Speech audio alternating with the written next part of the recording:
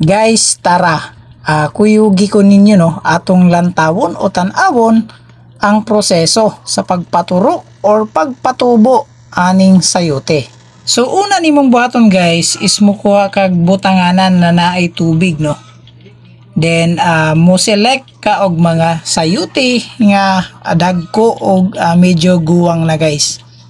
Ayan, then ihumol di mo kini og 2 hours aning butanganan.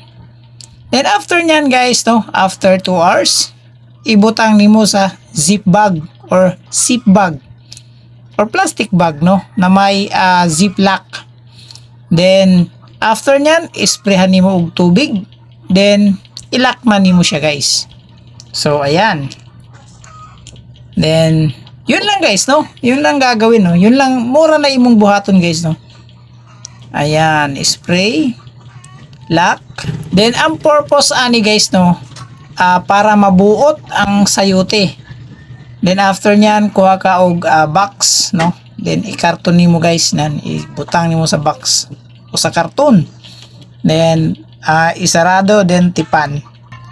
Then after guys no, after 1 week, taran, eto na siya guys. So nag-germinate na no ang mga sayote. Na siya guys, nitubo no na mga ugat. Ayan, na siya yung mga ugat guys no. Ug naanap siya dahon-dahon no. Nag-germinate na siya guys. Fully germinated na talaga siya no. Ayan.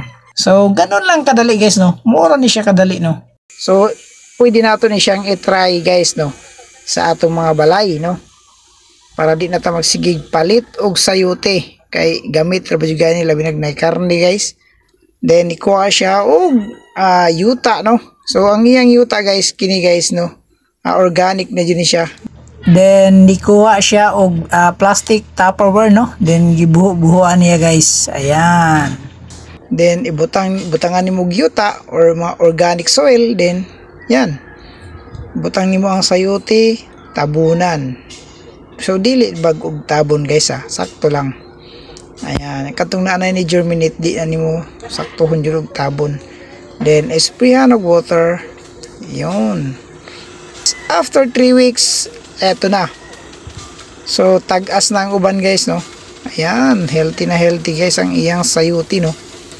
So guys, i-try nyo this no. Try this at home. So wala namang mawawala guys no. At least muhimo kag balay-balay ani guys kay first una jud na akong tan-aw no sa sayote is bukaronon. Mo jud na akong unang expectation no kay wa pa medyo kitag farm sa sayotihan. So nagtuo ko bukaronon pero nakita na ako din ni guys nga magbitay ra din mga sayote day. Na ignorant ta ni da.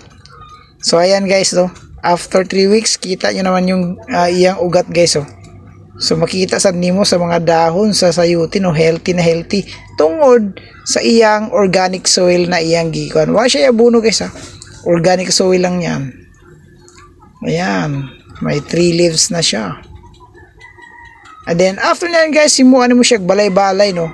So bisag di kay dako nga balay-balay. Then after nyan, kukuha ka lang ng tray or any container no, nga dako. Dimbutangan nimo yuta, dito na nimo siya padakoon.